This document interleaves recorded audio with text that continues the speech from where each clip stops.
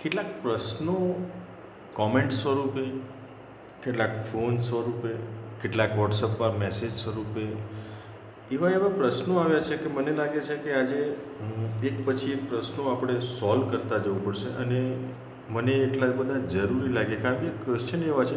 તમે એક વસ્તુ સાંભળો કે મને એક મિત્રનો મેસેજ આવ્યો કે સર મને થોડું વગાડતા આવડે છે પણ ગીત શોધવામાં તકલીફ પડે છે. પહેલો. બીજો મુદ્દો એવો હતો બીજા મિત્રોનો કે મને અલંકાર વગાડતા આવડે છે, 10 થાળથી પણ ગીત વગાડતા નથી આવડતું. એટલે કે 10 થાળથી એમને અલંકાર વગાડતા આવડે છે પણ કોઈ પણ ગીત જાતે વગાડવું હોય તો નથી આવડતું. ત્રીજો પ્રશ્ન, મને રાગ વગાડતા આવડે છે પણ ગીત જાતે શોધવામાં તકલીફ પડે છે. ચોથો મુદ્દો, મને નોટેશનથી વગાડતા આવડે છે પણ જાતે વગાડતા આવડતું નથી. પાંચમો મુદ્દો, મને ગીત વગાડતા આવડે છે પણ તાલ સાથે નથી ફાવતું. છઠ્ઠો મુદ્દો, મને ગીત ગાતા આવડે છે, વગાડતા આવડે છે પણ તાલ સાથે નથી ફાવતું. એના આગળ, મને ગીત વગાડતા આવડે છે પણ સાથે ગાતા નથી આવડતું. એના આગળનો મુદ્દો, કોઈ ગાતું હોય તો સૂર પકડાતો નથી, એમને હું કોઈ પણ ગીત વગાડી લઉં છું. એના પછીનો, વગાડતા, ગાતા અને તાલ સાથે પણ વગાડતા આવડે છે પણ મ્યુઝિક સેટ કરતા આવડતું નથી. અને છેલ્લો મુદ્દો, કેટલા રાગ તૈયાર કરવાથી વગાડતા આવડી જાય. આ લગભગ 10થી 11 પ્રશ્નો આપણે એક પછી એક લેવાના છે. જો તમને આ પ્રશ્નોમાંથી તમારો કોઈ પ્રશ્ન હોય તો મારી સાથે છેક સુધી બન્યા રહેજો. 1 થી 10 વિડીયોની આખી સિરીઝ લઈને આવ્યો છું. સ્ટેપ બાય સ્ટેપ વિસ્તારપૂર્વક આપણે ચર્ચા કરીશું અને તમારા પ્રશ્નોના જવાબ આપીશું. તો અને એ સિવાય તમારા કોઈ પ્રશ્ન હોય તો મારા વોટ્સઅપ નંબર ઉપર મને મેસેજ કરજો. મારો વોટ્સઅપ નંબર લખેલો 70 43 87 20 78. અને જે લોકો મારી વોટ્સઅપ ગ્રુપમાં સામેલ થયા છે, 15 તારીખથી મારો ગ્રુપ શરૂ થાય છે. હજુ પણ કોઈને પદ્ધતિસર શીખવાની ઈચ્છા હોય, પહેલેથી ક્લાસિકલ બેઝ ઉપર શીખવાની ઈચ્છા હોય તો મારા વોટ્સઅપ નંબર મેં આપ્યો છે, એના પર કોન્ટેક્ટ કરજો, તમને માહિતી ચોક્કસ આપીશ. ઓકે, આવો પહેલો પ્રશ્ન આપણે શરૂ કરીએ. શું છે પહેલો મુદ્દો? કે મને થોડું વગાડતા આવડે છે પણ ગીત શોધવામાં તકલીફ પડે છે.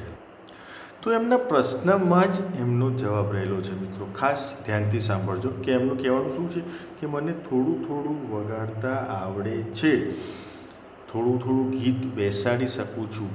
એનો મતલબ થયો કે એ સાચા રસ્તા ઉપર છે. બસ આગળ રસ્તો શોધવામાં એમને આળસ આવે છે, ધીરજ ઓછી પડે છે અથવા તો મહેનત ઓછી પડે છે. તો એના માટે શું કરવું પડશે? 3 મુદ્દા ખાસ ધ્યાનમાં રાખવા પડશે.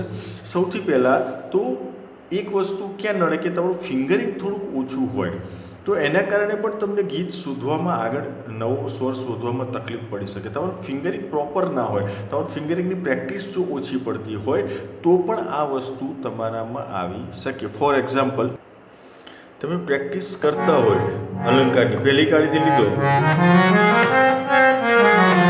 બરાબર, પછી જ્યારે આગળ જવાનું હોય ત્યારે કદાચ તમારો હાથ ના પહોંચતો, અહીંથી સ્ટાર્ટ થતો હોય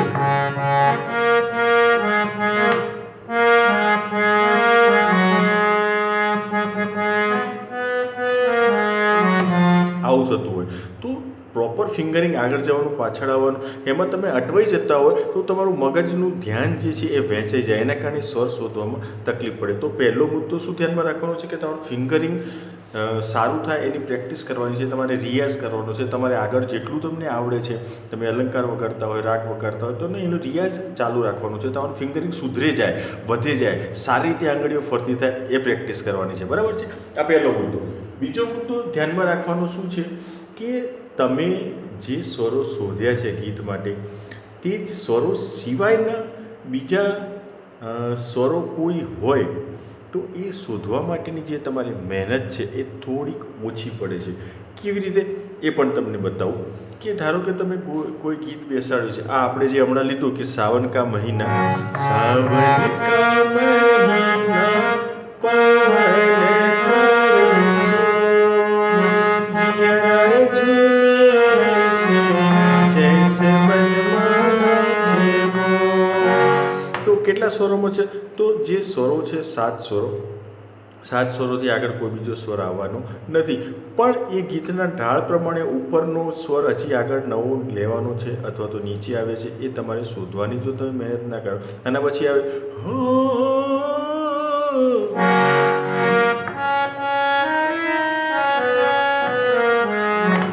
બરાબર. તો એ જે આગળનો સ્વર શોધવાની તમારી મહેનત છે એમાં શું થાય કે તમે નજીક પહોંચ્યા હોય તો પહોંચ્યા હોય અને તમે કંટાળે ને પછી એને છોડી દીધું, તો એવું પણ બને કે એના કારણે તમને કંટાળો આવે અને કંટાળાને કારણે પાછા તમે એને છોડી દો, આવું પણ બની શકે છે. તો એના કારણે પણ એ વસ્તુ શક્ય છે. ત્રીજો અગત્યનો મુદ્દો એ છે કે તમારો આત્મવિશ્વાસ વારંવાર ડગી જતો હોય એના કારણે પણ તમે આ વસ્તુ ક્લિયર કરી શકતા ન હોય. તમે રસ્તા સાચા ઉપર છો કારણ કે તમને થોડું થોડું વગાડતા આવડે છે, એનો મતલબ એવો કે તમે રસ્તો તમારો સાચો છે પણ એ રસ્તા ઉપર હવે ચાલવાની તમારી ધીરજ એ ખૂટી ગઈ છે, ઓછી થઈ ગઈ છે. તો એ ધીરજને તમારે પકડી રાખવાની છે, મહેનત કરવાની તૈયારી રાખવાની છે અને આત્મવિશ્વાસ વધારે જવાનો છે. આત્મવિશ્વાસ ક્યાંય બજારમાં વેચાતો મળતો નથી અને એના માટે તમારે શું કરવું પડશે? રિયાઝ કરવો પડશે. ફક્ત રિયાઝ કરતા રહેશો તો તમે રાજ કરતા રહેશો. કારણ કે તમે જે રસ્તો પકડ્યો છે એ સાચું છે અને એના ઉપર આગળ વધવાની તમારી જે દ્રષ્ટિ છે, તમારી સમજ છે, એને થોડોક ઉપયોગ કરો, એને કસો, તમારા મગજને બરાબર કસો, તમારી આંગળીઓને કસો. એમ કરતાં કરતાં તમે તૈયાર થઈ જશો.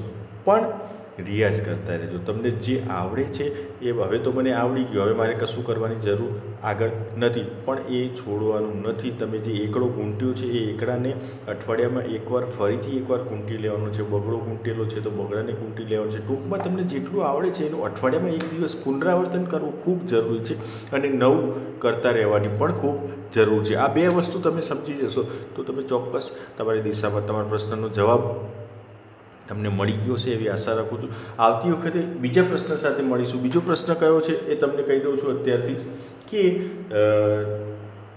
ખૂબ જ ઇન્ટરેસ્ટિંગ છે. બીજો પ્રશ્ન એ છે કે કેટલાક મિત્રોને એવો પ્રશ્ન હતો કે સર મને 10 થાટથી અલંકાર વગાડતા આવડે છે પણ કોઈ પણ ગીત જાતે વગાડતા આવડતું નથી. તો નેક્સ્ટ વિડીયોમાં આ પ્રશ્ન ઉપર આપણે ચર્ચા કરીશું અને એનું સોલ્યુશન શોધીશું. તો બન્યા રહેજો. નવા મિત્રો સબસ્ક્રાઈબ કરજો, બેલ આઇકોનને ટચ કરજો અને ઓલ ઉપર ટચ કરજો એટલે મારા નવા વિડીયોના નોટિફિકેશન તમને ચોક્કસ મળી જશે. અને તમારા મિત્રોને શેર કરજો, ગમે તો કોમેન્ટ્સ કરજો અને લાઇક કરજો. આવજો. Thank you.